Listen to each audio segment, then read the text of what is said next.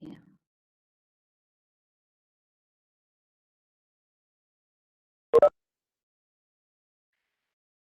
Bueno, y tenemos nuestro núcleo 16, es el núcleo de pubertad, así que vamos a ver algunos contenidos en este seminario, ¿sí? Ya tienen planteado en el campus la actividad del laboratorio. Bien, estamos entrando ya en los últimos núcleos de NCD, me imagino que también estarán terminando con contenidos de otras asignaturas.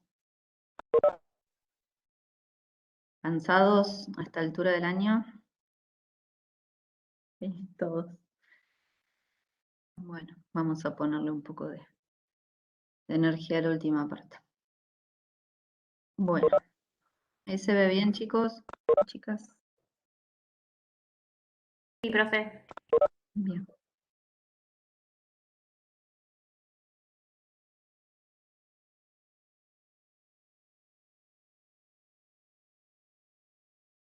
Bueno. Bueno, en nuestro núcleo 16 vamos a hablar de pubertad, ¿sí? Venimos haciendo un recorrido por todo lo que es nuestro ciclo vital, no solamente en lo que es crecimiento, sino también en lo que es desarrollo y maduración, ¿sí? Así que hoy vamos a hablar de este periodo, ¿sí? Este periodo de la pubertad, ¿bien? Que se define como ese periodo en el cual vamos a observar cambios, ¿sí? Cambios somáticos, tanto fisiológicos como morfológicos, y también cambios emocionales. Y este periodo va a tener un comienzo determinado, ¿sí? Que vamos a hablar ahora más adelante, un comienzo con un timing determinado que no es igual en todos los individuos, ¿sí? Y una finalización, que esta finalización de alguna forma va a estar dada por tres características, ¿bien? Estas características son que al final de esta pubertad vamos a haber adquirido nuestra talla final, nuestra talla adulta de alguna manera, ¿sí? Vamos a haber adquirido la maduración sexual, ¿bien? Con la especialización de todas nuestras funciones del aparato sexual, ¿bien? Y la capacidad de reproducción. Entonces, este proceso no solamente conlleva un desarrollo gonadal, un desarrollo genital, ¿sí? Sino que también es parte de este periodo en el cual aceleramos nuestro crecimiento. ¿Se acuerdan cuando habíamos visto crecimiento? Que tenemos dos grandes etapas en lo que es la aceleración del crecimiento, que una es durante el primer año, 2 años de vida, y la segunda etapa es durante el desarrollo puberal, ¿sí? Entonces tenemos esta aceleración del crecimiento, de alguna forma va a cambiar nuestra composición corporal, las proporciones corporales, y también aparecen, acompañando a este proceso de cambios morfológicos y fisiológicos, cambios psicosociales, ¿bien? Emocionales, mentales, que son propios de la adolescencia. Entonces acá de alguna manera vamos a empezar a no usar como sinónimos pubertad y adolescencia, porque tal vez pubertad está haciendo más referencia a lo que son estos cambios somáticos, fisiológicos, morfológicos, incluyendo lo psicosocial, y cuando hablamos de adolescencia tal vez hablamos más de estos cambios psicosociales y emocionales que caracterizan a esta etapa. Entonces, si bien están solapados, ¿sí? Convergen, bien, no son sinónimos.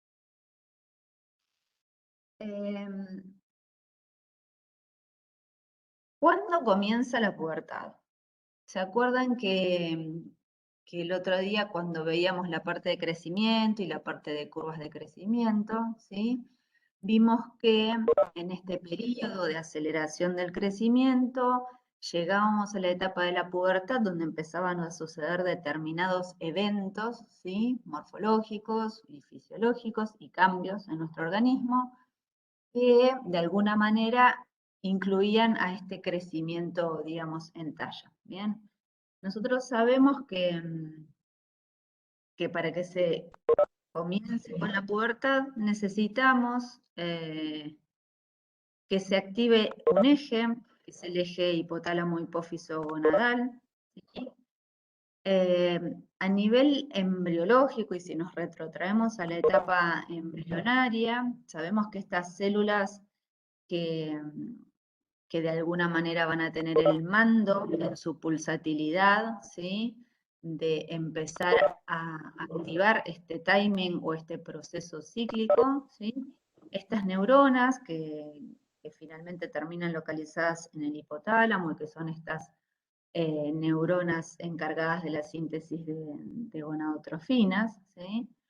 Son neuronas que entre la cuarta y la quinta semana de gestación migran desde la placa olfatoria, ¿sí? Hacia la región hipotalámica, ¿bien? Entonces son neuronas que de alguna forma se originan fuera del sistema nervioso central, pero migran hacia el sistema nervioso central, ¿bien? Y se alojan en la región hipotalámica. Este grupo de neuronas, ¿sí? Son las encargadas de producir la hormona liberadora de gonadotrofina a nivel hipotalámico. Este proceso que ahora lo vemos más adelante de desencadenar y de en algún momento despertarse, ¿sí? De alguna manera, va a depender de múltiples factores, ¿sí? No es que simplemente sucede porque sí, sino que depende de múltiples factores que ahora los vamos a enumerar, ¿sí? Pero sabemos que, o sea, estas neuronas tienen producción, ¿sí? de neurotransmisores y de hormonas, que tienen una funcionalidad en la etapa embrionaria, que luego cesan su funcionalidad, bien, que en los primeros años de vida producen algo que se llama y va a dar lugar a una mini pubertad, bien, que después quedan como en un estado quiescente o de pausa, ¿sí? Que en un momento determinado, con una diferencia de más o menos 4 o 5 años entre los individuos, pero sí con edades, digamos, límites para considerarlo normal o no, comienzan en la pubertad con una secreción pulsátil que lo que va a hacer es ya haber desencadenado el inicio de la pubertad y de esa forma la funcionalidad de todo nuestro sistema endocrino relacionado a los órganos sexuales. Estas hormonas liberadoras de gonadotrofinas a través del sistema portal hipofisario dirigen a la hipófisis, ¿sí? En la hipófisis lo que se produce es la liberación de hormonas gonadotropas. Estas hormonas gonadotropas son la LH y la FSH, hormona luteinizante y la hormona folículo estimulante, ¿sí? Que van a tener su acción a nivel gonadal, ¿bien? Y en las gónadas lo que se va a terminar produciendo entonces son los péptidos gonadales, los esteroides sexuales, que van a tener distintas manifestaciones, ¿sí? Como, digamos, una forma sencilla de explicarlo, ¿sí? La hormona luteinizante actúa principalmente sobre lo que son las células intersticiales de las gónadas, ¿sí? Produciendo en aquellos individuos que tienen ovarios, estimulación de la teca ovárica, ¿sí? Donde se van a generar precursores androgénicos, y en aquellas personas donde haya testículos, ¿sí? Esta hormona luteinizante lo que va a hacer es estimular las células de Leydig, ¿bien? Para la producción de testosterona. La hormona folículo estimulante a nivel gonadal, ¿sí? En aquellas personas donde hay ovarios, ¿sí? Va a estimular a las células de la granulosa. Estas células de la granulosa lo que hacen una vez estimuladas es la producción de inhibina B, ¿sí? Producen un reclutamiento de los folículos ováricos, ¿sí? Aumentan la producción de la aromatasa, que la aromatasa es una enzima que lo que va a hacer es transformar los andrógenos, digamos, en estradiol, ¿sí? Con las funciones que luego tiene este esteroide sexual a nivel sistémico. Y en aquellos individuos donde haya testículos, la folículo estimulante lo que va a hacer es estimular las células de Sertoli, ¿sí? Las va a activar y también va a actuar sobre las células, sobre las espermatogonias, que son estas células especializadas que luego van a producir la espermatogénesis. Entonces, de una forma muy simplificada, que lo van a encontrar mejor explicado en la bibliografía, este sería nuestro eje, que a su vez está regulado, ¿sí?, por una retroinhibición positiva o negativa. En la medida que aumenten los esteroides sexuales, se produce una retroalimentación negativa, tanto hipófiso como hipotalámica, ¿sí? Y así sucesivamente. Entonces, este eje está controlado de alguna forma por una retroalimentación, ¿sí?, positiva y negativa. ¿Bien? En este gráfico donde se ve esto que yo les decía hoy, que es la evolución ontogénica del eje hipotálamo e hipófiso gonadal, en este caso en las niñas, fíjense que en el periodo de la gestación, bien, va a haber un aumento en la producción de hormona luteinizante y folículo estimulante, que lo que va a hacer de alguna manera es activar, ¿sí?, células de Leydig y células de Sertoli inmaduras, no va a producir en ese momento espermatogénesis. Hay gonadotrofina coriónica humana, que luego de la semana 20 se mantiene estable, ¿sí? Se producen esteroides sexuales a nivel placentario. Bien, estos esteroides sexuales, cuando desaparecen en el momento del nacimiento, ¿sí?, producen como un descenso brusco en lo que es la producción de hormonas luteinizantes y folículo estimulante, ¿sí? Y en ese momento, al perder esta inhibición por los esteroides sexuales placentarios, se produce esto que es la mini pubertad, ¿no? Se activa de alguna forma este eje y comienza una liberación de hormona luteinizante y folículo estimulante. Este gráfico es en mujeres donde tenemos esta folículo estimulante que actúa a veces hasta los 2, 3 años de vida, ¿sí? Y esta hormona luteinizante que también aparece, pero desaparece un poquito antes, y es lo que a veces encontramos, sobre todo en las niñas, esta mini pubertad con una telarca, así con las mamas marcadas, bien, incluso a nivel ecográfico han encontrado en algunas oportunidades quistes foliculares, ¿sí?, a nivel ovárico. Esto es algo transitorio que sucede en los primeros años de vida, ¿sí?, y que luego entra en esta fase que yo les decía, en esta fase de quietud, ¿bien?, hasta que, de acuerdo a determinados factores, ¿sí?, va a ser que en determinado momento comience la pulsatilidad de esta GnRH, ¿sí?, y comience la pubertad, ¿bien? ¿Qué Profe, perdón, factores? Sí. ¿esto solamente en nenas o en nenes No, también? no, no, no, en varones también. En este gráfico está graficado lo de niñas, pero en varones también. En varones en general hay más liberación de luteinizante que de folículo estimulante, sí, y es más breve, ¿bien? Eso en la bibliografía lo van a encontrar bien explicado. No, no, este gráfico es en niñas, pero sucede en ambos sexos, ¿bien? Sí, con mayor nivel de FSH en niñas y con mayor nivel de LH tal vez en varones, ¿bien? Pero esta mini pubertad está descripta para los dos.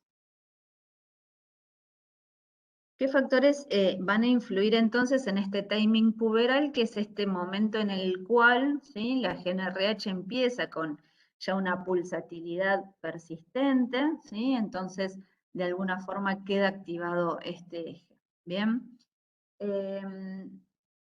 Este timing puberal, como les decía hoy, va a tener una variabilidad más o menos de 4 a 5 años entre individuos que tengan condiciones de vida similar. ¿Y por qué vamos a hablar de condiciones de vida? Porque este inicio de la pubertad, si bien va a estar marcado por factores genéticos, ¿sí?, también va a estar marcado por factores epigenéticos y por factores ambientales. Bien, entonces, ante individuos que viven con las mismas características y las mismas condiciones de vida, igual podemos encontrar una diferencia de aproximadamente 4 a 5 años entre ellos.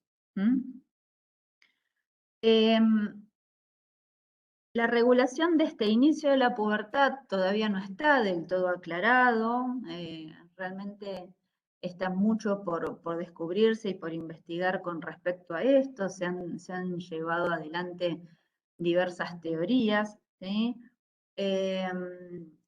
Uno de los mecanismos que estaría implicado sería un mecanismo neurobiológico. En este mecanismo neurobiológico a la que involucran, digamos, es a la quispeptina, ¿sí? Que es un péptido hipotalámico, que parecería ser el principal regulador de esta amplitud de los picos de GnRH, y que además es un mediador de múltiples factores implicados en la secreción de la GnRH y el inicio de la pubertad. Piensen que recién en el 2001 aproximadamente se comienza con toda la investigación de lo que es la quispeptina, los péptidos y las neuronas asociadas a su liberación, ¿sí? Entonces este control, digamos, de la pulsatilidad tendría una explicación en esta quispeptina, ¿sí? Que a su vez está determinada por condicionantes epigenéticos, por ejemplo, en la expresión en más o en menos de diversos genes que la codifican. ¿Bien? Tenemos entonces también, como les decía, factores genéticos, donde hay un patrón de herencia poligénico, hay múltiples genes relacionados con el inicio de la pubertad, tanto directa como indirectamente, ¿sí? Entonces nosotros tal vez vamos a guiarnos por la menarca, digamos, o por el botón mamario en la mamá de una niña, ¿sí? O un individuo con ovarios, pero también tenemos que saber que lo que sucede es por diversos factores. Nuevamente, un cambio secular, digamos. Ustedes saben que a través del tiempo se va dando y probablemente por mejoras en la calidad de vida y por diversos externos, la pubertad es cada vez a menores edades, ¿bien? Entonces, este patrón de herencia poligénico, si bien tiene una acción, digamos, en la regulación de este inicio de la pubertad, está muy condicionado por otros tipos de factores, ¿bien? Y no es algo mandatorio, digamos.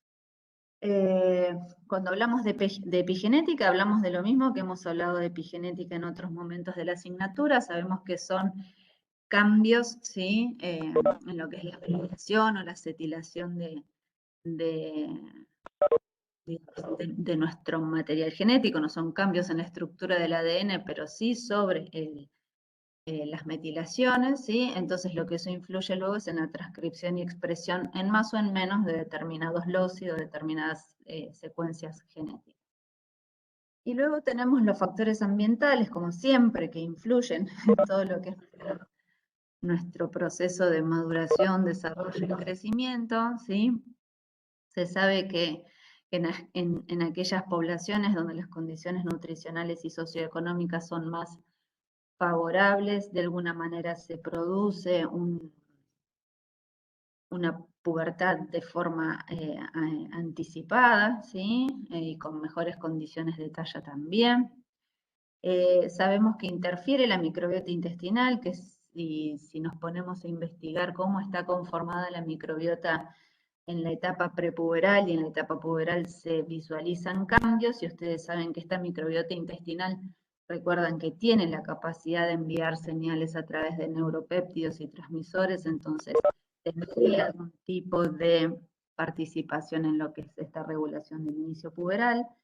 El estrés crónico como un factor, digamos, de retraso de la pubertad, ¿sí? Se sabe que en los pacientes que viven en situaciones adversas, o bien vieron en esos pacientes que tal vez tienen entrenamientos muy intensos, ¿sí? Deportistas que comienzan con un entrenamiento muy intenso en la etapa prepuberal, muchas veces retrasan el inicio de la pubertad.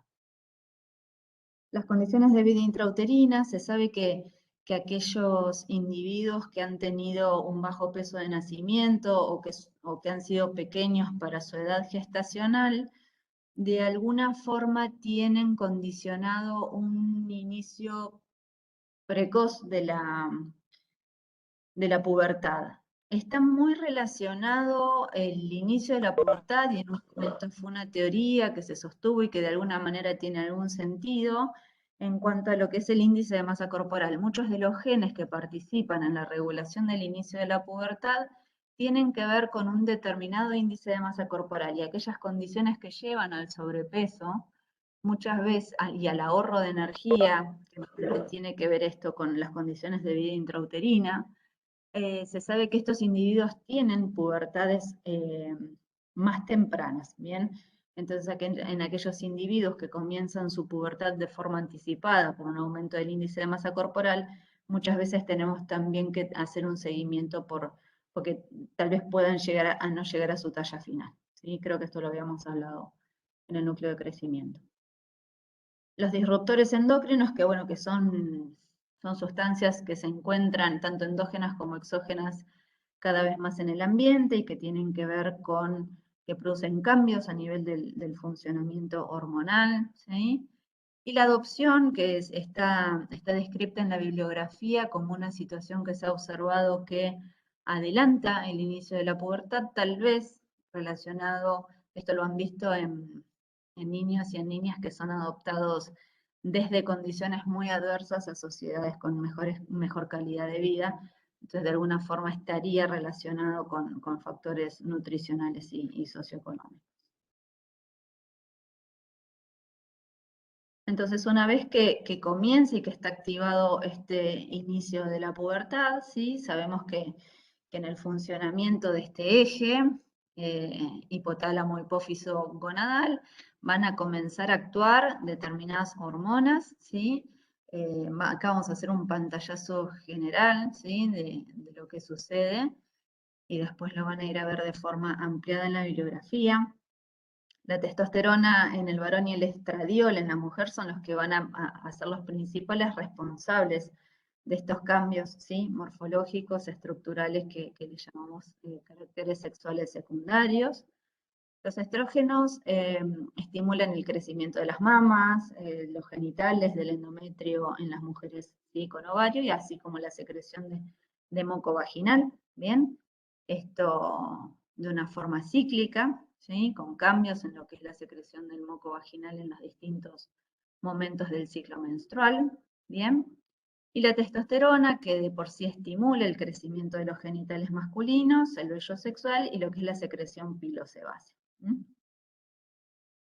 Los esteroides son los que impulsan el gran crecimiento somático, ¿sí? Que caracteriza este periodo.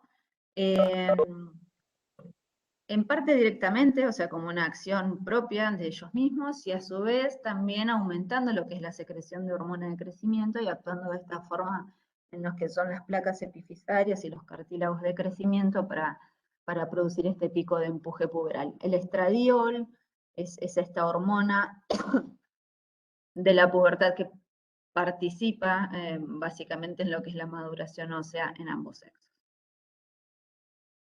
La testosterona por ahí tiene más que ver con lo que es el grosor y el espesor, ¿sí? Del periósteo, ¿sí? De la masa ósea, pero el estradiol es el que va a producir en sí esta acción de crecimiento. ¿Cuándo se inicia la pubertad entonces? Bien, ¿cuándo vamos a considerar, en qué momento y bajo qué características vamos a considerar que un individuo comienza con su pubertad? Bien, la edad de inicio de la pubertad en las niñas, ¿sí? Está considerado normal cuando se produce entre los 8 y los 13 años, ¿bien? Y el signo clínico que a nosotros nos determina este inicio de la pubertad es la telarca o el botón mamario, ¿bien? Acá se palpa tejido mamario bajo la areola, pero no sobrepasa la areola, ¿sí? Entonces, tanto la areola como el pezón protruyen juntos, ¿sí? Fíjense acá, cuando pone M2, estamos hablando de una forma de categorizar los signos clínicos que fue descrito por Tanner, ¿sí? Donde nosotros vamos a encontrar determinadas características, ¿sí? Que esto lleva entrenamiento, pero que ustedes pueden encontrarlo en el libro verde de la SAP, ¿sí? Lo que se hizo fue recopilar fotos, ¿sí? Tomar fotos de las distintas características que se iban modificando a nivel corporal y de alguna forma se generaron grados, ¿sí? O estadios de Tanner. Entonces ustedes en el libro verde tienen una sección en lo que es la maduración puberal, donde van a encontrar de alguna forma el gráfico o el dibujo de la correlación, digamos, clínica que ustedes encontrarían en un paciente. Entonces, en una niña, ¿sí? Cuando encontramos telarca o botón mamario, esto marca en ella el inicio de la pubertad. Este es el gráfico de la secuencia de eventos puberales que lo habíamos visto, ¿se acuerdan? El otro día al final de uno de los casos clínicos. Fíjense que esto va a suceder con una cronología, digamos, igual, digamos, en todos los individuos, pero no va a suceder a la misma edad. Bien, entonces si tenemos un rango de 8 a 13 años para el inicio de la pubertad en las niñas, ¿sí? Esta secuencia sí se va a dar cronológicamente, bien, pero el momento de aparición va a depender del momento en el cual este individuo haya empezado con esta pulsatilidad de la GNRH y muestre, ¿sí? A estas mamas en el estadio 2, ¿sí? O telarca, luego comienza con el aumento del vello pubiano, ¿sí? Se produce el pico de empuje puberal, ¿bien? Y el último evento que se produce, en general, es lo que se llama, como que marcaría el fin de la pubertad, es la menarca, ¿sí? O sea, la primera menstruación o menarca, bien, es un hecho tardío en todo lo que es la secuencia de eventos puberales en los individuos con ovario, ¿bien? Entonces, ¿qué sucede? Una vez que comenzamos con telarca o botón mamario, sabemos que una vez que comienza esta activación y esta pulsatilidad, el fin de la pubertad va a llegar más o menos unos 2,5 a 4 años después. Bien, o sea, todo esto lleva un tiempo. Bien. ¿Para qué nos sirve saber esto? Nos sirve ¿por qué? Porque sabemos que una vez que se desencadena la pulsatilidad y que este eje comienza a funcionar, ¿sí? Estos eventos se van a suceder y van a aparecer. Entonces, si nosotros vemos, por ejemplo, que aparece un botón mamario aislado, por ejemplo, ¿no? Pero que no aparece el resto de la secuencia, como el vello pubiano, el pico de empuje puberal o la menarca, tal vez estemos ante una situación de una telarca idiopática o una telarca que no tiene que ver con una pubertad precoz en una nena menor de 8 años o en una nena de 2 años, por ejemplo, donde teníamos esa mini pubertad, donde muchas veces nos podemos encontrar las mamas turgentes, ¿sí? Como si fuese un botón mamario. Si a eso no le sigue la aparición del resto de los signos clínicos de la pubertad, no vamos a estar ante una pubertad precoz, ¿sí? Sino que vamos a estar ante una estimulación mamaria, tal vez por estos estrógenos que se liberan en la mini pubertad. Entonces, conocer la secuencia nos va a hacer saber si estamos frente a una activación real del eje, bien, o no. Y también nos va a servir para que, si una niña comienza con el desarrollo mamario, probablemente le vamos a explicar que no va a ser mañana que va a tener su primera menstruación, ¿sí? Entonces también nos sirve para asesoramiento. El seguimiento en talla, ¿sí? Y el control de este pico de empuje puberal, de alguna forma también nos va a servir para anticipar este momento de la menarca que sabemos que viene después de este pico de empuje puberal. ¿Sí? Entonces, acá tienen lo que es estos gráficos que yo les hablaba hoy, ¿sí? De los estadios de Tanner.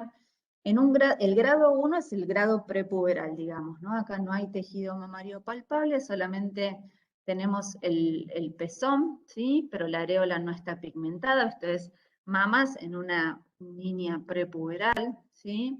Ya en el grado 2 palpamos el tejido mamario debajo de la areola, ¿sí? No la sobrepasa, protruyen y es la etapa del botón mamario.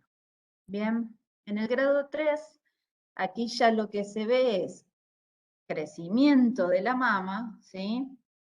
Sobrepasa a la areola, fíjense que ya el volumen mamario está por fuera de la areola, ustedes saben que esto es pezón, esto es areola, ¿bien? Que es lo pigmentado, ¿sí?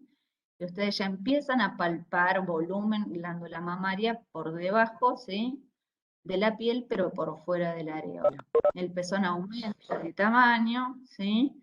Pero en general, si ustedes ven esto de perfil, no hay sobreelevación del pezón con respecto al resto de la piel, a la areola, perdón, con respecto al resto de la piel. En el grado 4 ya hay mayor aumento de la mama, la areola está más pigmentada, ¿sí? Y sobreelevada, ya ahí sí se separa la areola del resto del contorno de la mama. Bien, entonces tenemos tres contornos, lo que sería la mama, la areola y el pezón, tres volúmenes distintos. Bien. Y en el grado 4, donde ya la mama tiene un aspecto adulto, bien, ahí solo el pezón protruye y la areola ya vuelve al contorno de la mama. Bien, esto es grado 4. Luego digamos, de la mama, comienza, a ver, la mama es el primer signo de desarrollo puberal, después empiezan a sucederse, ¿no? Solapados, ¿bien? El grado 1 de vello pubiano, ¿sí? Es prepuberal, no encontramos vello pubiano, ¿sí? En pubis no hay vello. En el grado 2 existe un vello muy suave, muy finito, ¿sí? Y escaso, muy liso, bien, tanto en los labios mayores como en la base del pene en el varón. En el grado 3, grado 4, ya el pelo empieza a aumentar en cantidad, empieza a ser un pelo bastante más rizado y más duro, más áspero, ¿sí? Y comienza a extenderse de alguna forma sobre el pubis de una forma densa y luego hacia lo que son las ombligos, muslos, ¿sí? Obviamente con variaciones individuales, ¿bien? En el grado 5 el vello pubiano ya es de carácter adulto, se extiende a la carintama de los muslos, ¿bien? Posteriormente en el varón se extiende más al ombligo, ¿bien? Que eso lo consideran como un grado 6. Pero bueno, esto ustedes en realidad van a ver una correlación eh, clínica, ¿sí? Pero es importante tal vez que conozcan más esto, el momento del botón mamario como momento de inicio, ¿sí? En el varón, cuando determinamos que comienza la pubertad, si en la niña lo determinábamos cuando comenzaba el botón mamario, ¿sí? En el varón o en el individuo con testículos, ¿sí? Este inicio puberal se produce un poco más tardíamente, se considera normal cuando sucede entre los 9 y los 14 años, ¿sí? Fíjense que tanto en niñas como en varones, este rango es de más o menos 4 o 5 años, ¿sí? De 8 a 13 en la niña, de 9 a 14 en el varón, ¿bien? En los individuos con testículo, este grado 2, que marca el inicio de la pubertad, es el aumento del volumen testicular, ¿sí?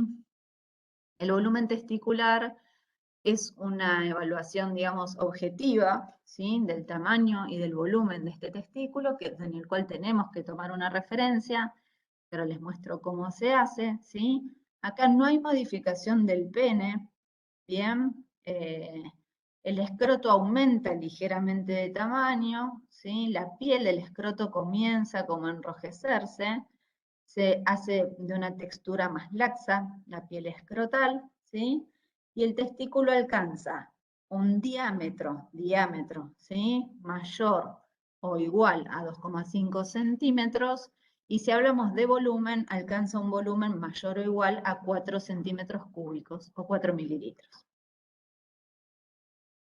Esto es el correlato, ¿sí? Ustedes fíjense cómo es la evolución testicular a lo largo del desarrollo. Fíjense al nacimiento, ¿sí? Donde la mayor proporción del testículo son células de Sertoli, tenemos tejido intersticial, que son las células de Leydig, y las células germinales, ¿sí? Escasas, muy escasas células germinales. En el estadio prepuberal, ¿sí? Tenemos las células de Sertoli, el tejido intersticial y las células germinales, pero fíjense, una vez, bueno, ya esto es un testículo adulto, pero cómo el volumen testicular empieza a aumentar a expensas de lo que son las células germinales, ¿no? Aumenta el diámetro de los túbulos seminíferos, donde se encuentran estas células germinales, ¿sí? Y empieza la espermatogénesis. Esto que ven acá es el orquidómetro de Prader. El orquidómetro de Prader es una herramienta que se construyó, en general son como cuentas de un collar, que pueden ser de madera o de plástico, que lo que tienen es una forma, digamos, una réplica, digamos, de lo que es el testículo, ¿sí? Con un volumen correspondiente. Fíjense que estas tres primeras, que son las azules, es el tamaño testicular prepuberal.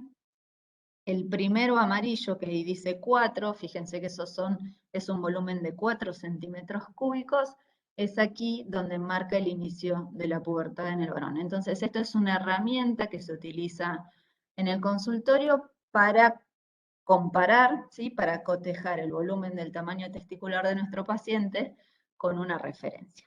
¿Bien?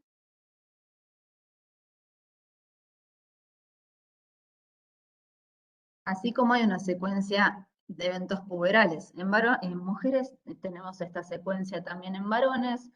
Acá testículo 4 marca, ¿sí? El 4 del volumen testicular, mayor o igual de 4 centímetros cúbicos, que fíjense que sucede a un promedio más o menos de 11,5 años, pero que puede ir, fíjense, de 9 a 14. O sea, vamos a llamarlo como acá, de 9 a 14 años.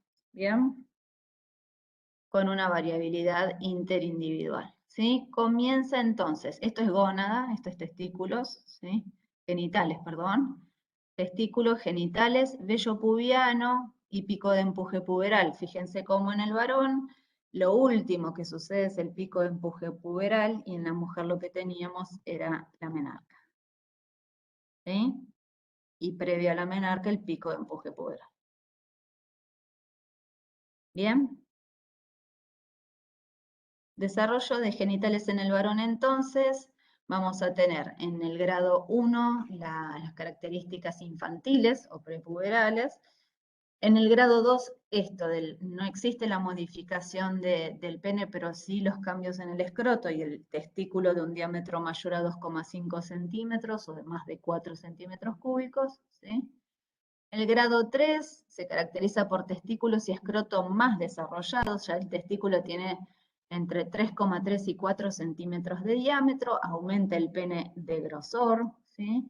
En el grado 4, mayor crecimiento peneano, aumenta en diámetro, se desarrolla más el glande, los testículos siguen aumentando de tamaño, bien, el escroto se hiperpigmenta, y en el grado 5 ya la forma y tamaño semejantes a los del adulto, donde se logra un largo testículo de 4,5 centímetros. Y esto es vello pubiano, ¿sí? Pero descripto en genitales masculinos. Bien. Existen algunas variantes normales del desarrollo puberal, como les decía hoy, que puede ser esta telarca prematura, ¿sí? Que puede ser una pubarca prematura. Pubarca prematura es aparición de vello pubiano, ¿sí? Aislado, previo a los 8 años. Bien, esto muchas veces tiene que ver con lo que se llama adrenarca, que es la liberación, digamos, por parte de las glándulas suprarrenales, ¿sí? De esteroides. Bien. Y la menarca prematura, que muchas veces también sucede de forma aislada, ¿sí?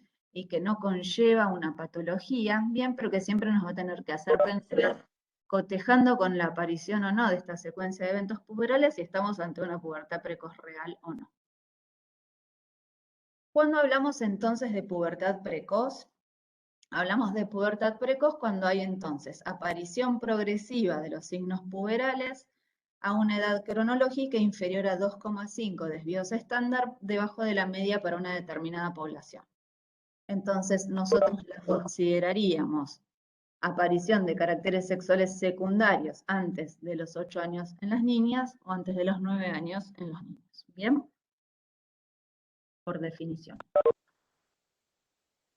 La pubertad precoz no solamente va a producir aparición de caracteres sexuales secundarios, sino que también va a aumentar la velocidad de crecimiento. Ustedes saben que el pico de empuje puberal es parte de esta secuencia de eventos puberales. Produce la aceleración de la maduración ósea. ¿Se acuerdan que cuando hablábamos de crecimiento hablábamos de cotejar la edad cronológica con la edad ósea? ¿Sí? Que es un signo fidedigno de maduración ósea. Bien. Y esto lo que llevaría entonces es a un cierre precoz de lo que son las placas de crecimiento y una baja talla final. Bien, entonces las consecuencias de una pubertad precoz son de una secuela en crecimiento. Bien, obviamente desarrollo sexual precoz, con todo lo que eso conlleva.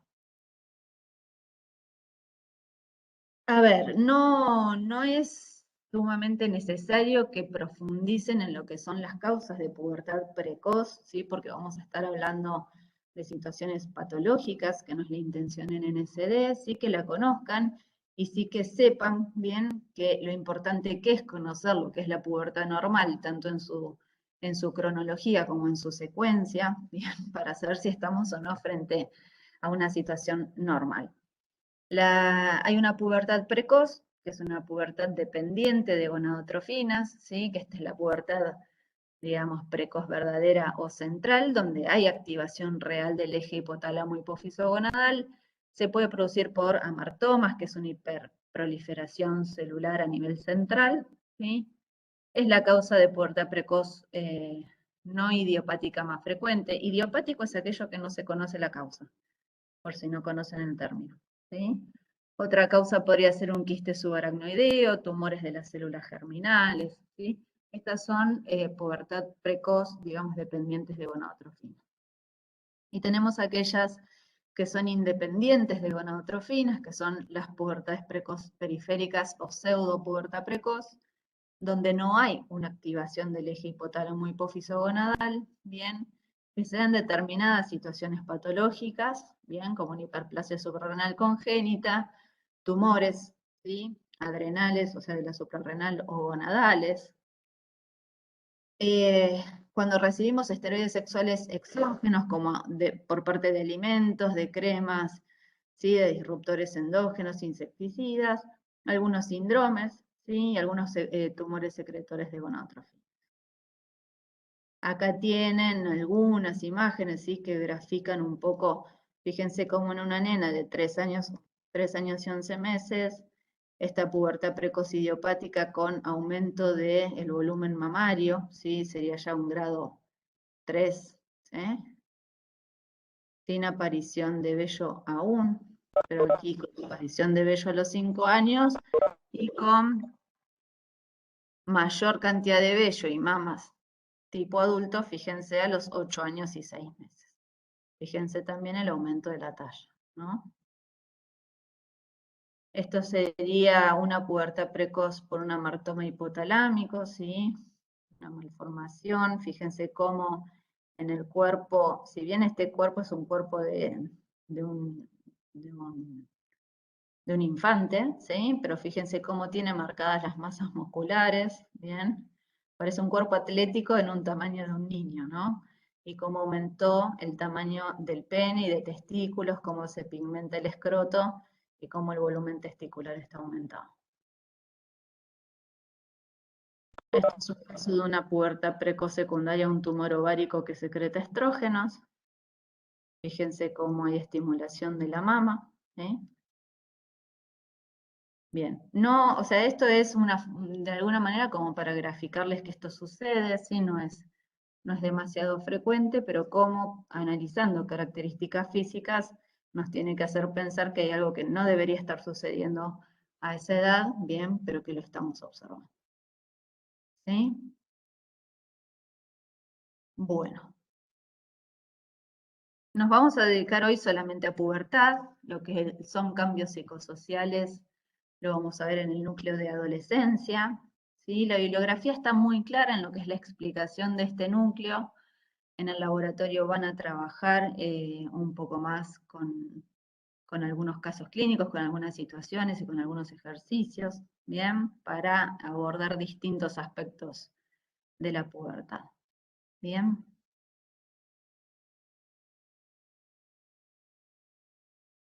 Bueno, vamos a detener la grabación, ¿sí?